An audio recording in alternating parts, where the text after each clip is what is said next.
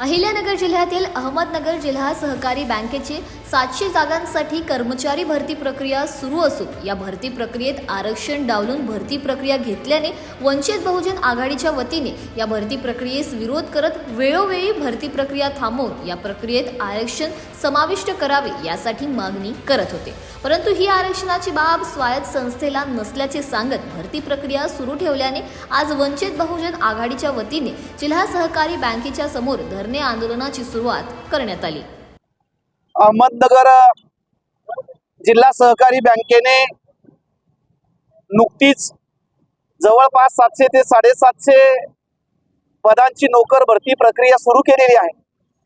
परंतु या प्रक्रियेमध्ये संविधानात्मक जे आरक्षण द्यायला पाहिजे होतं, अनुसूचित जाती, अनुसूचित जमाती, व्हीजेएनटी, ओबीसी, एसबीसी या प्रवर्गाला देखील आरक्षण द्यायला पाहिजे होतं, परंतु ते आरक्षण दिलं गेलं नाही।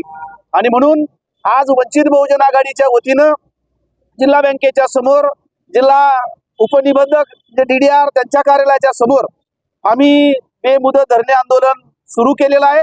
मला असं वाटतं की हा विस्मयकारक अशा पद्धतीचा निर्णय जिल्हा बँकेने घेतलेला आहे। कारण आरक्षणाविना भरती करत असताना दादांचं एक खोटं उत्तर आम्हाला त्यांनी दिलेलं आहे की ही स्वायत्त संस्था आहे, याला शासनाचं आर्थिक सहाय्य नाही आणि त्यामुळं बंधनकारक नाही आम्हाला ही सगळी भरती प्रक्रियेमध्ये आरक्षण देण्याच्या संदर्भातली। खरं जर इथली वास्तविकता जर बघितली तर जिल्हा सहकारी बँकेचे चेअरमन, व्हाईस चेअरमन, सगळे डायरेक्टर, एखादा अर्धा जर एससी आणि ओबीसीचा एजंटीचा सोडला तर सगळेच्या सगळे मराठा समाजाचे आहेत।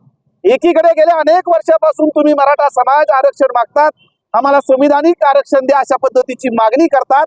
लाखोच्या संख्येचे मोर्चे निघालेले आहेत आणि तुमच्या ताब्यामध्ये ही सहकारी बँक असताना तुम्ही मात्र इतर जे काही प्रवर्ग आहेत त्यांना जे आरक्षण मिळायला पाहिजे होतं ते आरक्षण तुम्ही देत नाही। म्हणजे हा तुमचा दुतोंडी भूमिका आहे तुमची, त्याचा आम्ही खऱ्या अर्थानं वंचित बहुजन आघाडीच्या वतीने जाहीर धिक्कार करतो।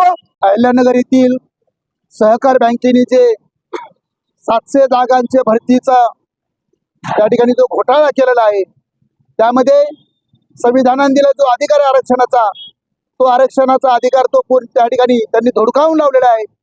त्या आरक्षणाच्या विरोधामध्ये घेतलेल्या निर्णयाच्या विरोधामध्ये वंचित बहुजन आघाडीच्या वतीने बेमुदत धरणे आजपासून सुरुवात झालेली आहे। खरं तर भाजपचा खरा जो चेहरा आहे तो चेहऱ्याच्या आरक्षणाच्या विरोधात लढणारा चेहरा, या चेहऱ्याची सुरुवात नगर जिल्ह्यापासून झाली आहे। त्यांना मराठ्याला आरक्षण द्यायचं नाही, ओबीसीचं, एससीचं, एसटीचं आणि इतर जे आरक्षण आहे ते आरक्षण त्यांना रद्द करायचं, थांबवायचंय। त्याचं खरं उदाहरण जिवंत नगर जिल्ह्यातल्या सहकार बँकेपासून सुरुवात झालंय। त्याच पक्षाचे प्रतिनिधी या जिल्हा बँकेचे चेअरमन आहेत। जोपर्यंत आरक्षण लागू होत नाही तोपर्यंत आंदोलन बेमुदत चालू राहणार आहे। धन्यवाद। अहमदनगर एडीसीसी बँकेच्या या मुख्य कार्यालयाच्या समोर आज वंचित बहुजन आघाडीच्या वतीने आम्ही सगळे धरणे आंदोलनासाठी बसलेलो आहोत। मुख्य मागणी हीच आहे की गेली अनेक वर्ष बँकेच्या भरती प्रक्रियेमध्ये आरक्षण लागू होत होतं। यावेळी जे आरक्षण भरती प्रक्रिया जाहीर झाली त्याच्यामध्ये कुठलीही आरक्षणाची तरतूद नाही। 750 जागांबद्दल आपण इथे बोलत आहोत, त्याच्यापैकी 30-40% जरी आरक्षण म्हटलं, 150-250 लोकांचं आपण बोलत आहोत। 150-250 वंचित कुटुंब पुन्हा एकदा ह्या सगळ्या आरक्षणातून वंचित राहणार आहेत। त्यामुळे आम्ही हा लढा उभारत आहोत।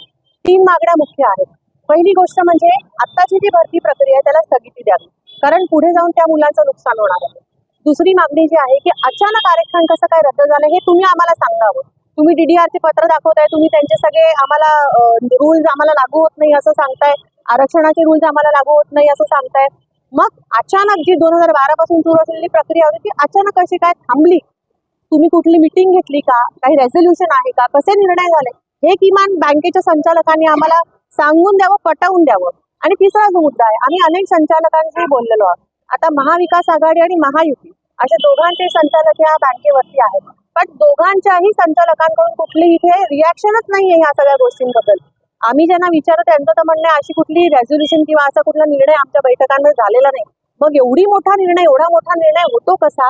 आणि त्याच्यामुळे वंचित राहिलेल्या कुटुंबांनी आता न्याय कोणाला मागायचा? त्यामुळे या 3 मुद्द्यांवर आम्ही ते मांडत आहोत आणि जोपर्यंत आम्हाला याच्यावरती स्पष्टीकरण येत नाही तोपर्यंत आम्ही थांबणार नाही। आणि कळीचा मुद्दा हा, संचालक मंडळामध्ये जसं आरक्षण लागू झालेलं आहे, सगळ्या जाती समूहांच्या लोकांना तुम्ही तिथे सामावून घेतलेलं आहे, मग ते आरक्षण ह्या प्रक्रियेमध्ये का काढलं याचं उत्तर आम्हाला बँकेकडून हवं। जर यानंतरही आम्हाला नीट उत्तरं मिळाली नाहीत किंवा हे जो आम्ही म्हणतोय की आरक्षण लागू झालं पाहिजे हे नाही झालं, तर मग पुढचा लढा आम्ही जो उभारणार तो म्हणजे सगळे जे संचालक आहेत त्यांना जाऊन जाब विचारणार आहोत, त्यांच्या घरांच्या बाहेर जाऊन आम्ही असेच धरणं आंदोलन देणार आहोत आणि जोपर्यंत याच्यासाठी ठोस काही उत्तर किंवा याच्यावर निर्णय ठोस होत नाही तोपर्यंत आम्ही थांबणार.